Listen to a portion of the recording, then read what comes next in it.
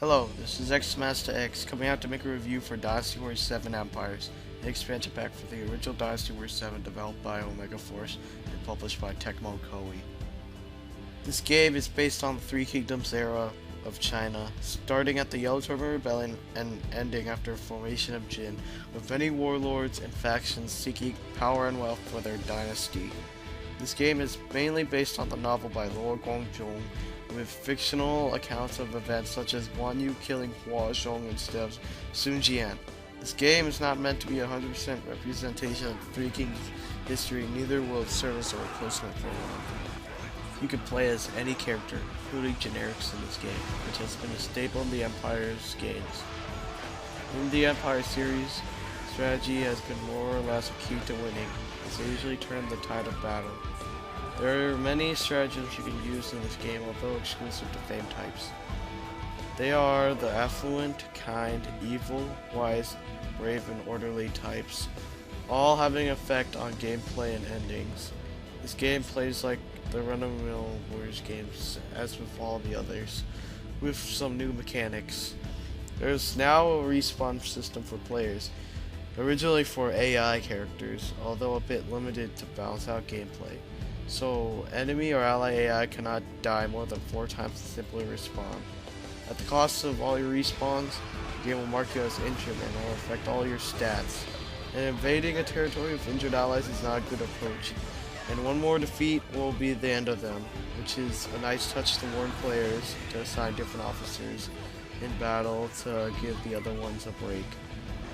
There are ways to play this game, choosing to be a ruler, officer, or mercenary. Ruler allows freedom of invading other kingdoms and making decisions with war councils.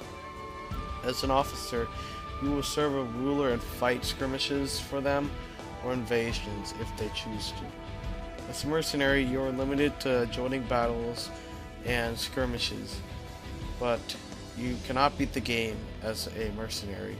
And attempting to beat the game in the last territory will only cause you to go back to the start screen as if it was a game over. So you can only be an officer or a ruler. A couple gameplay changes are the AI. Peons of this game attack more often, resorting to power attacks and jump attacks to intercept you. The generics in this game have also been given Muso attacks that are somewhat more aggressive. Chaos difficulty is harder than DW7 due to the nature of the game's features, usually making it a survival challenge. Skirmishes are usually basically fighting your local kingdoms and destroying them on the inside, allowing you to obtain land without fighting through use of a specific stratagem. Invasions are the same as usual in this Empire's game, allowing you to take over territories and defeating the leader. Enemies and allies are also giving stratagems, sometimes game breaking, as they'll use them at random times or sometimes even a wrong purpose.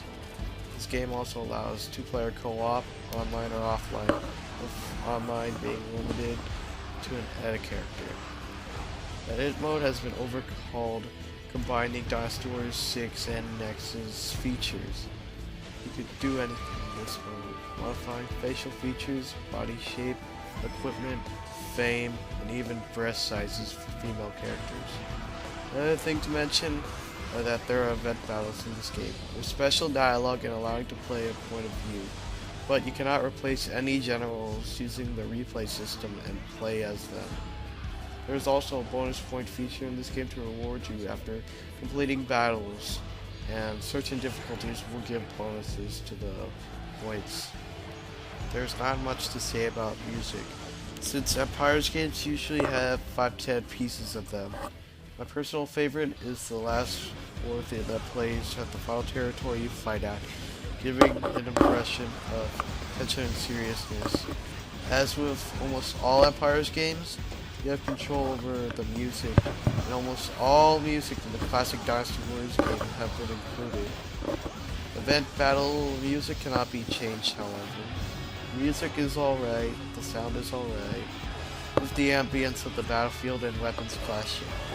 The saddest thing about it is voice acting being Japanese only, making it somewhat a disappointment for fans, but it's very excellent if you're used to it. The graphics in this game are dated by today's standards, with this game being released late into the PlayStation 3 life cycle. The environments are fairly detailed, but the skybox is 2D and rather pixelated. It's surprising how much enemies can appear on the screen all at once.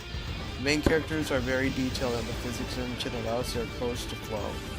The generics and peons, however, don't look right, due to the diversity of the game engine and the characters and the limitation of the PlayStation 3. The game is great for die-hard fans, but people not accustomed to hack and slash and strategy games will have to pass this. This game is for PlayStation 3 only, and it is unknown whether it will be released for Xbox 360.